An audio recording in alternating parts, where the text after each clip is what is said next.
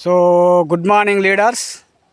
మనము ఇప్పుడు ఇక్కడ దిలార్పూర్ గ్రామంలో ఇగో పస్లరాజు తోటలకు రావడం జరిగింది పత్తి పంటను.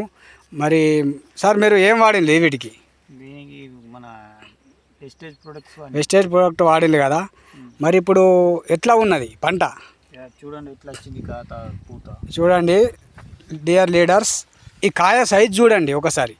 ఇగో జామకాయ లెక్క వచ్చింది, ఇంత పెద్ద సైజు చూడండి. ఇగో ఎంత మంచి కాత. ఇగో మొత్తం కింది నుంచి అంటే ఇగో పైన దాకా మొత్తం జామకాయ లెక్క కాసింది కాత. ఎంత ఒక్కొక్క చెట్టుకు ఇగో 80 నుంచి 100 కాయ ఉంటుంది చెట్టుకు. చూడండి లీడర్స్, మన ప్రోడక్ట్లో ఎంత దమ్ము ఉన్నది. మరి ఇగో ఇదంతా మొత్తం మన ప్రోడక్ట్ వాడిందే. చూడండి ఇక్కడ ఈ ఎంత గ్రోత్ ఉన్నది పత్తి. నా ఎత్తున్నది. ఇగో ఈ సారు ఎత్తున్నది, సారు ఎత్తు పత్తి సారుతో సమానం.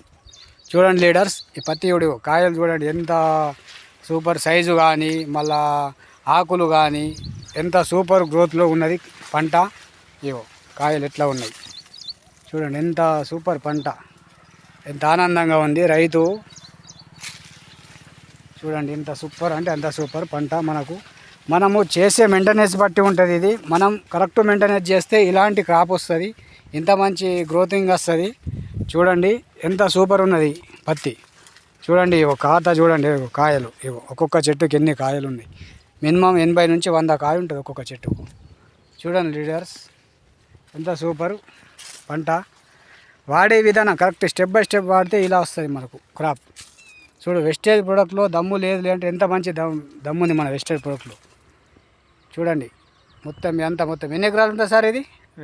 2 ఎకరాలు. చూడండి ఎంత మొత్తం అంతా ఒకే విధంగా ఉన్నది. ఎక్కడ దాకా చూడండి మొత్తం ఒకే విధంగా పంట అంతా ఒకే స్థాయిలో ఉన్నది టోటల్గా.